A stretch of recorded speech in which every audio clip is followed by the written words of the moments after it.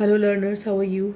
And today I am with the question answer of DAV CMC board, class 8, the union government, the executive, and in any manner it is going to help other schools, CBSE students also, but basically from DAV CMC. तो चलिए start करते हैं। सबसे पहले है हमारा question tick the correct option, और मैंने ऑप्शन की जगह सीधा सीधा आंसर लिखा है। तो who among the following is the head of the union government? The answer is prime minister. The supreme commander of India's defence forces is the president of India, इसलिए हमारे यहाँ कभी भी आर्मी से तख्ता पलट नहीं हो सकता है। Which one of the following statement is true? The president of India is an integral part of Indian parliament. The President can dissolve the Lok Sabha on the advice of the, of course, Prime Minister. In case of certain extraordinary situation, the President can sanction money to the government out of कौन सा fund है भाई? तो ये contingency fund है जिसके तहत president money allow कर सकते हैं। अब आते हैं फिर इन द ब्लैंक की तरफ। एक जो हाईलाइटेड है ये हमारा आंसर है। In parliamentary form of government the two types of executives are nominal and real. यहाँ पे ये रियल है। The process to remove the president of India is called impeachment. The UCM, मानी union council of minister, is there to aid and advise the president of India, and responsibility of all the ministers to defend their acts and decisions is called collective responsibility। अगर ताली भी आपकी तो गाली भी आपकी। The president of India is elected by single transferable vote system, proportional representation के द्वारा। अब ट्रू और फॉल्स देखते हैं। तो the union executive comprises of the PM and council of ministers, ये फॉल्स है। इसमें प्रेसिडेंट भी होते हैं। The president of India can be reelected for a second term, ये भी फॉल्स है। इसके बाद all the elected members of parliament and the state legislative assembly elect the president of India, बिल्कुल सही। The imposition of emergency in a state is called president's rule, that is true। The chairman of Rajya Sabha must be a member of Rajya Sabha, false। अब इसके बाद हम आते हैं question answer पे। Explain the judicial power of the president of India। तो the president of India has the power to appoint judges of the High Court and Supreme Court along with their chief justices, and he has the power to listen to the appeal for mercy, to reduce the sentence or amnesty। इसको कहते हैं complete pardon, सर्व क्षमा, एकदम पूरी तरह से माफ़ कर देना। और उनकी मर्जी पे डिपेंड करता है कि वो किसी भी दोषी को उसका डेथ सेंटेंस या पोस्टपोन कर दे, या पूरी तरह से माफ़ कर दे, या उसको फिर आजीवन कारावास में चेंज कर दे। बट इसके लिए कोई रूल प्रिस्क्राइब नहीं है हमारे कॉन्स्टिट्यूशन के अंदर कि क्या क्या क्राइटेरिया होना चाहिए। ये सिर्फ और सिर्फ प्रेसिडेंट के अपने डिस्क्रिशन पे डिपेंड करता है वो माफ़ी दें या ना दें। अब explain the process of electing the president of India. बड़ा क्रिटिकल प्रोसेस होता है, इसको समझना बहुत ज़रूरी होता है, खासकर उन बच्चों के लिए जिन्होंने टारगेट लिया है कि उनको आगे चल के कमीशन सर्विसेज की तैयारी करनी है। तो पहले आप मोटे तौर पर जान लें कि एक इलेक्टोरल कॉलेज होता है जिसमें इलेक्टेड मेंबर्स होते हैं, माने हमारे MPs हो गए और MLAs हुए। MPs दोनों सदनों के, और स्टेट असेंबली से जो चुने जाते हैं MLA, इनकी वोट की वैल्यूएशन होती है, और उसके बाद एक फार्मूला के तहत सिंगल ट्रांसफरेबल वोट के द्वारा प्रोपोर्शनल रिप्रेजेंटेशन होता है। माने जिस स्टेट का जितना सीट है उसके हिसाब से प्रोपोर्शनल रिप्रेजेंटेशन होता है। तब तक ये चलता जाता है जब तक कि प्रेसिडेंट का जो required fix Kota of vote achieve नहीं हो जाता है। ये बहुत ही समझने वाली चीज़ है। आंसर तो मैंने दे दिया है, आप उसको उतार लोगे। और सबसे बड़ी बात यह है कि इस प्रेसिडेंट के इलेक्शन में ये बात नहीं होती है कि 10 में से मुझे एक को ही चुनना है, 10 में से 10 को चुनना है। प्रेफरेंस आपके अलग अलग हो सकते हैं, पहले नंबर पे कोई हो सकता है, 10वें नंबर पे कोई और हो सकता है। चलिए, अब difference between the real and nominal executive of India क्या है? हमारा जो डेमोक्रेटिक रिपब्लिक है उसके अंदर हमारे दो मिलते हैं, एक नॉमिनल और एग्जीक्यूटिव रियल।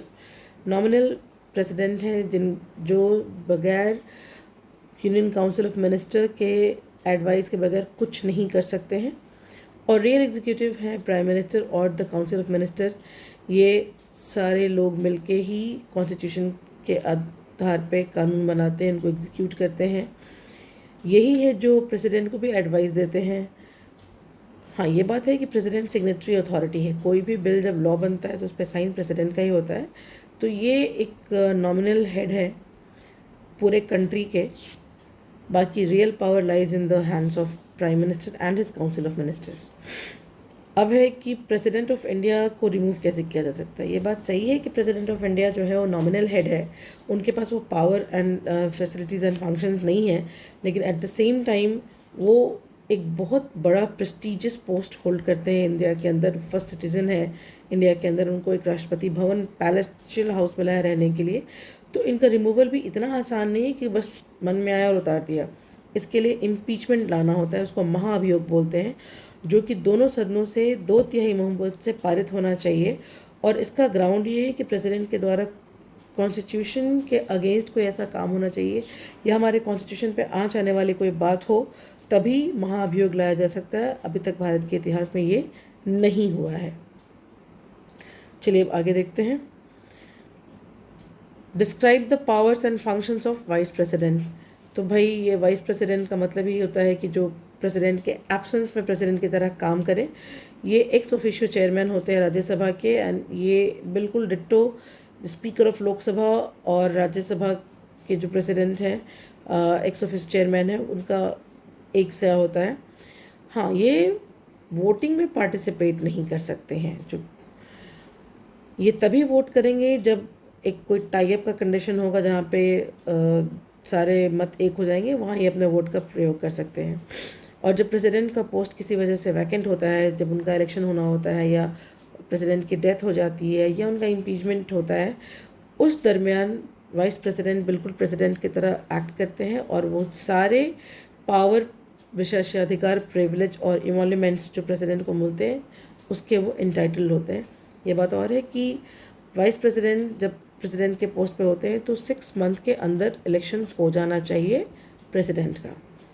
ये था हमारा शॉर्ट आंसर क्वेश्चन। अब हम आते हैं द लॉन्ग क्वेश्चन। तो how is the UCM is appointed, explain it's main function. तो यूसीएम का जो सबसे पहले इलेक्शन होता है वो प्राइम मिनिस्टर का होता है प्रेसिडेंट के द्वारा। जो विनिंग पार्टी, मेजॉरिटी पार्टी होती है, उसके नेता को या उनके सर्वमति से जिनका नाम प्रपोज्ड होता है उनको प्राइम मिनिस्टर के पोस्ट पर अपॉइंट किया जाता है। और प्राइम मिनिस्टर के एडवाइस पे कैबिनेट और काउंसिल ऑफ मिनिस्टर्स का गठन होता है। अब ये कैबिनेट और काउंसिल ऑफ मिनिस्टर्स दो अलग चीज़ें बिल्कुल भी नहीं हैं। हाँ, ये बात ज़रूर है कि जो स्ट्रॉन्ग पोर्टफोलियोज़ हैं वो कैबिनेट है, और जो थोड़ा सा कम स्ट्रॉन्ग है वो काउंसिल ऑफ मिनिस्टर्स है। इम्पॉर्टेंट दोनों ही हैं, दोनों के बगैर हमारा काम नहीं चल सकता, हमारा देश नहीं चल सकता है। तो इनका जो है इस तरह इनका अपॉइंटमेंट होता है। और council of ministers is responsible for the formation of internal and external policy of the country, deciding on national and international levels, to run the administration through ministries like defense, finance, home, anything that you can think about, जिसके बगैर education, civil aviation, इन सारे portfolios में पूरे के पूरे council of minister को divide किया जाता है ताकि कंट्री का जो एडमिनिस्ट्रेशन है वो स्मूथली रन कर सके और सारे एस्पेक्ट्स को टच किया जा सके। अब है भाई जो हमारे रियल हेड है, list any 5 powers and functions of the PM of India. तो अच्छा, ये स्पेलिंग थोड़ा गलत हो गया है, टाइपिंग एरर है, ये डबल ओ नहीं होगा। ही फॉर्म्स, सबसे पहले भाई वो प्रेसिडेंट के साथ मिलकर काउंसिल ऑफ मिनिस्टर्स को फॉर्म करते हैं। उसके बाद वो सारे डिपार्टमेंट के साथ कोऑर्डिनेट करते हैं। He is also the link between president and the cabinet. दोनों सदनों की मीटिंग को प्रिसाइड करना भी पीएम का काम है। और जब उनको लगे कि असेंबली को समन किया जाना चाहिए या प्रोरोग, मतलब चलते सदन को बीच में रोक देना या डिज़ोल्व कर देना चाहिए, मोस्ट लाइकली ये हो सकता है कि इस बार ये फिर से आ गया इलेक्शन जो हमारे 24 में शेड्यूल्ड है, हो सकता है कि असेंबली को डिज़ोल्व नवंबर या दिसंबर के महीने में कर दिया जाए। बट ये जब भी होगा ये प्राइम मिनिस्टर के एडवाइस पे ही होगा। अब है next question, describe the legislative and financial powers of the president of India. चलिए देखते हैं लेजिस्लेटिव पावर्स क्या है। The president can summon, prorogue, the president can summon, prorogue and address the 2 houses of the parliament. It can dissolve the Lok Sabha before the expiry, and if he is advised to do so by the PM, and he nominates the members of the houses. President के पास दो लोग हैं जो वो लोकसभा में nominate करते हैं और 12 लोग हैं जो जिनको वो राज्यसभा में नॉमिनेट करते हैं. ये इलेक्टेड पीपल नहीं होते, दो एंग्लो इंडियन होते हैं और ये 12 लोग कोई भी सोसाइटी के रेप्यूटेड लोग हो सकते हैं. फिनेंशियल पावर क्या है? एनुअल बजट जो है देश का पार्लियामेंट प्रेसिडेंट के बिफोर प्रेजेंट करती है और सारे मनी बिल्स रिक्वायर हिज और her approval before they are introduced in Lok Sabha. She or he has the power to appoint members of the Finance Commission, and in case certain extraordinary situations arise, the President can sanction money to the government out of contingency fund to meet the situation. ये contingency fund country का ही नहीं, हर घर का भी होता है. अब है explain the three situations under which the President of India can proclaim emergency. ये national emergency और financial emergency और state emergency. If the security of the country is threatened by war or external aggression, or even internal armed forces are there to put up a civil war, इस condition में भी president सीधा emergency declare कर सकते हैं. और emergency का मतलब होता है curtailment on your freedom, only required services are provided, similar to lockdown. Lockdown नहीं बोलेंगे इसको, but it is similar to lockdown. If the government of a state is not being run in according, या government की कोई machinery fail करती है तो president rule impose किया जा सकता है. When the financial stability of the country is threatened, मतलब देश का खजाना खाली हो जाए, और जब देश का खजाना खाली होता है तो क्या स्थिति होती है हम ये पड़ोसी देश में देख सकते हैं. मैं ज़्यादा इस पर कमेंट नहीं करूँगी. तो ऐसी स्थिति में आपातकालीन को घोषित कर दिया जाता है. आपातकालीन का मतलब होता है कि किसी भी सिचुएशन को कंट्रोल में लाने के लिए उसके ऊपर तुरंत कार्रवाई करना को आपात स्थिति कहते हैं. अब है एक्सप्लेन द फॉलोइंग टर्म्स. ये है कोalition गवर्नमेंट. भाई हम जिस एज में रह रहे हैं वहाँ कोalition गवर्नमेंट ही चल रहा है, पार्टियों का अमलगमेशन है और अभी तो भारत बनाम इंडिया चल रहा है. तो कोalition का मतलब होता है जब दो या दो से अधिक पार्टियाँ साथ मिलकर चुनाव लड़ती हैं, उनके कॉमन एजेंडे होते हैं और उनके बीच सीटों का बंटवारा होता है और गवर्नेंस में उनकी भागीदारी होती है. इसको कोalition गवर्नमेंट बोलते हैं. दूसरा है इम्पीचमेंट. तो इम्पीचमेंट लेजिस्लेशन के अंदर सिर्फ और सिर्फ प्रेसिडेंट के ऊपर लगाया जा सकता है. प्रेसिडेंट की रिमूवल को कहते हैं इम्पीचमेंट, और इसका कारण है कि जब कॉन्स्टिट्यूशन का वायलेशन होता है तभी इम्पीचमेंट लाया जाता है. और जैसा कि मैंने पहले ही कहा है कि जब दोनों सदनों की मति होती है 2/3 बहुमत से पारित किया जाता है तभी इम्पीचमेंट को लाया जा सकता है. कलेक्टिव रिस्पॉन्सिबिलिटी क्या है भाई? ताली भी हमारी और गाली भी हमारी. हम ऐसा नहीं हो सकता है कि अगर डिफेंस मिनिस्टर अच्छा काम कर रहा है तो सिर्फ उसकी वाहवाही होगी, या एजुकेशन मिनिस्ट्री अच्छा काम कर रहा है तो सिर्फ उसकी वाहवाही होगी, सिविल एविएशन बिल्कुल ढंग से काम नहीं कर रहा तो उसकी बुराई होगी. ये जो भी होगा सब सामूहिक होगा, माने बड़ाई और बुराई सब सामूहिक होंगे. और किसी भी आपात स्थिति में टेन्योर के पहले अगर कोई काउंसिल ऑफ मिनिस्टर किसी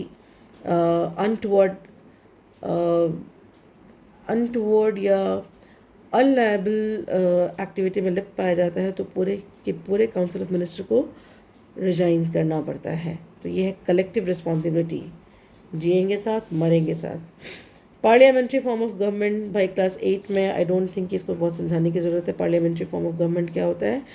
the form of government which is answerable to the parliament और द यूनियन लेजिस्लेचर, इसको कहते हैं पार्लियामेंट्री फॉर्म ऑफ गवर्नमेंट. और इलेक्टोरल कॉलेज क्या है? It consist of the elected members of the Lok Sabha, Rajya Sabha and legislative assembly of the state. अब हम आते हैं मैप स्किल्स की तरफ. मैप में अब मैंने क्वेश्चन नहीं डाला है, लेकिन आपने 5 स्टेट को हाईलाइट करना है जहाँ से पहले प्रेसिडेंट थे. फिर उत्तर प्रदेश को हाईलाइट करना था, महाराष्ट्र को करना था, गुजरात को करना था और तमिलनाडु को करना था. ये मैंने कर दिया है. और मैप स्किल के लिए मेरी एक एडवाइस है, don't try to make map skill havoc. आपका जब भी जहाँ भी मन करे आप सिंपली डूडल करते रहो और मैप बनाने की कोशिश करते रहो. बहुत इजी वे में आप मैप बना सकते हो और अपने स्टेट को, एरिया को, टेरिटरीज को, रिवर्स के डायरेक्शन को बस डूडल करके उसको लर्न करते रहें, ये काम बहुत ही आसान हो जाएगा। तो अब हमारा चैप्टर ये फिनिश होता है। Don't forget to like and subscribe and leave a comment. Thank you.